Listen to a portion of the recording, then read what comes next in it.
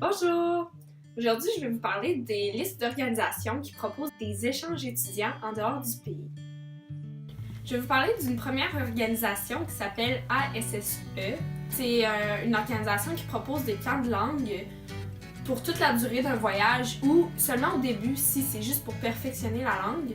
Il y a aussi camps de culture pour apprendre qu'est-ce qui se passe là dans le pays où vous en allez. Puis vous faites un choix sur le pays où vous voulez aller. 95% des étudiants qui obtiennent leur premier choix.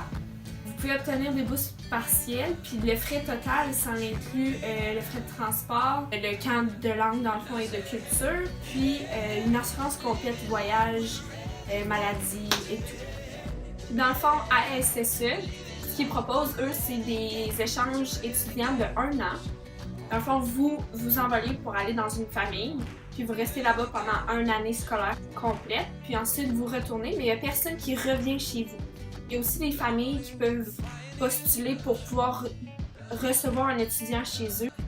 Ensuite, il y a aussi l'organisation AFS, que ça, c'est un peu le même principe. Dans le fond, vous partez pour une année scolaire complète, puis la seule affaire qu'il y a de plus, c'est des sessions d'orientation avant le départ. Dans le fond, pour vous préparer à comment ça va être là-bas, le choc culturel, le choc du retour, puis qu'est-ce qui va se passer à ce moment-là. Il y a une autre organisation qui s'appelle EF. Le principe qui est un peu différent des autres. Dans le fond, vous partez pendant l'été, puis c'est des voyages culturels où vous avez un camp de vacances linguistiques, puis ça peut être aussi une session à l'étranger, dans le fond, pour ceux qui sont à l'université. C'est ça, c'est le même principe, c'est pour apprendre la langue, la culture, puis passer un bon voyage. Mon organisation préférée, dans le fond, c'est Azimut. C'est avec cette organisation-là que je suis partie 3 mois en Espagne. C'est avec la même organisation que je vais partir 1 mois et demi en Australie. Là, c'est des vrais échanges.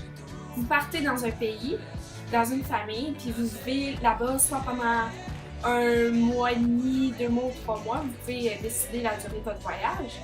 Puis ensuite, vous revenez chez vous. Puis quelques mois plus tard, votre twin revient chez vous dans votre pays. Il va rester là-bas la même durée du séjour que vous avez accompli. Dans le fond, il y a plusieurs endroits qui sont suggérés. Vous pouvez partir dans une autre province du Canada pour apprendre l'anglais. Il y a l'Espagne, l'Australie, le Mexique. Il y a l'Allemagne aussi. Regardez vos options, puis c'est vraiment un bon voyage, vraiment une bonne organisation. C'est pour ça que j'ai décidé d'en faire un deuxième en fait, parce que j'ai vraiment adoré mon premier voyage. Merci!